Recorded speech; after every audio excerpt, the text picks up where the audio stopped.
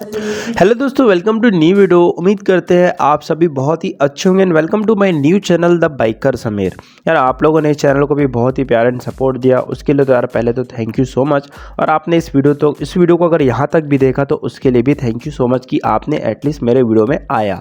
दोस्तों आज की इस वीडियो में बात करने वाले KTM ड्यूक 250 के फाइनेंस के बारे में। देखिए आजकल की जो जनरेशन है, अगर आप देखेंगे चाहे वो बाइक हो, चाहे वो इलेक्ट्रॉनिक प्रोडक्ट्स हो या कोई भी चीज़ हो, हर चीज़ ज़्यादातर जो आदमी होते हैं, हम होते हैं भाई, वो फाइनेंस में लेते हैं। क्योंकि यार फाइनेंस में कोई चीज़ हम खरीद सकते हैं, कैश में तो हम नहीं खरीद सकते। अब ड्यूक 250 का इतना ज़्यादा प्राइस हो चुका है कि भाई उसे कैश में खरीदना मतलब मेरे हिसाब से तो इम्पॉसिबल हो जाता है एक मिडिल क्लास के लिए। तो दोस्तों आज की इस वीडियो में मैं आपको बताने वाला हूँ KTM ड्यूक 250 के फाइनेंस के बारे में, ठीक है, कि आप कितना पे करेंगे तो कितना आपकी मंथली EMI बनेगी।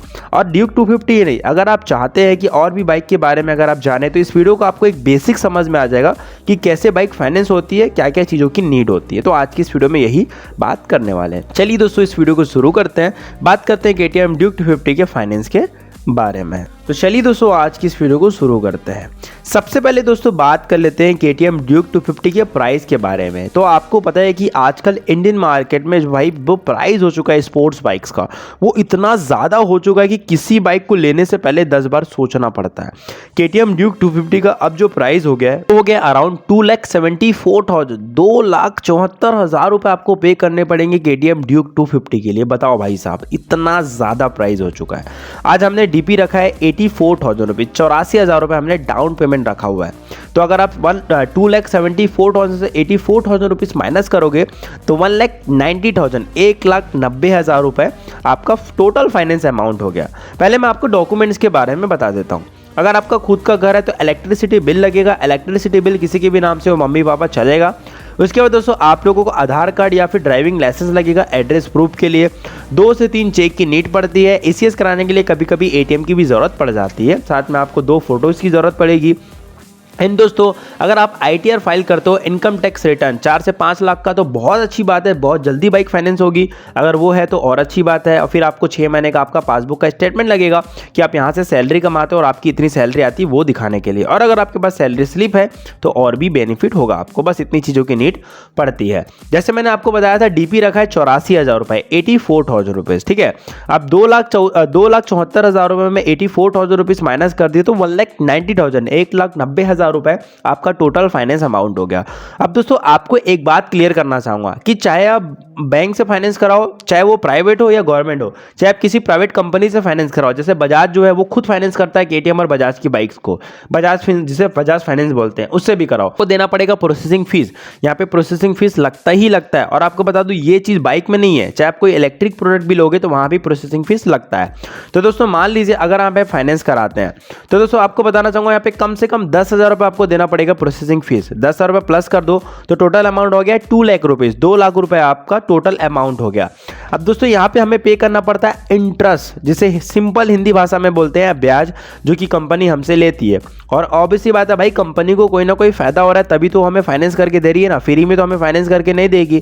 तो दोस्तों आपको बता दूं कि यहाँ पे दोस्तों नॉर्मली जो इंटरेस्ट रेट लगता है वो डिपेंड करता है आपके ITR पे और आपके सैलरी पे। नॉर्मली मैंने देखा 10%, 11%, 12%, हाँ बहुत तगड़ा ITR है तो फिर 8%, 9% में भी मिल जाता है। तो आज हमने ले रखा है 10%। अब 10% आपका इंटरेस्ट रेट हो गया, ठीक है। तो 2 लाख रुपए का आपका 10% हो गया 20,000 रुपए। आपका 1 साल का इंटरेस्ट कितना निकल रहा है 12 महीने के हिसाब से 20,000 रुपए, ठीक है।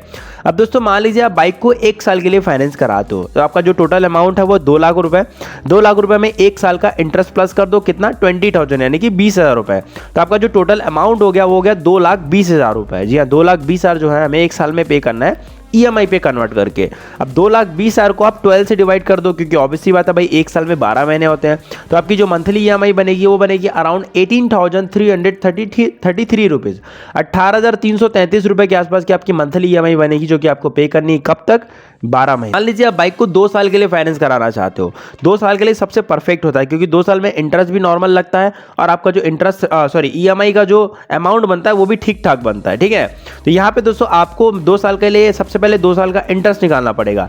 1 साल का आपका इंटरेस्ट कितना है 20,000 रुपए, 20,000 इंटू 2 कर दो तो 40,000 रुपए आपका इंटरेस्ट निकल गया 2 साल का। अब आप इसे किस में प्लस कर दोगे 2 लाख रुपए में, तो टोटल हो गया 2,40,000 रुपए। 2,40,000 को आप 24 से डिवाइड करोगे 24 से, क्योंकि ऑब्वियस सी बात है 200 साल में 24 महीने होते हैं, तो आपकी जो मंथली EMI बनेगी वो बनेगी अराउंड 10,000 रुपीज़, 10,000 रुपये के आसपास की आपको मंथली पे करनी पड़ेगा 24 महीने तक।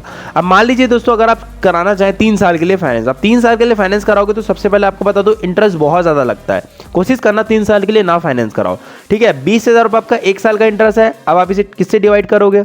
ऑब्वियस सी बात है, आप डिवाइड करोगे 3 से, तो 20,000 इंटू 3 60,000, 60,000 रुपये हमारा सिर्फ और सिर्फ ब्याज हो गया।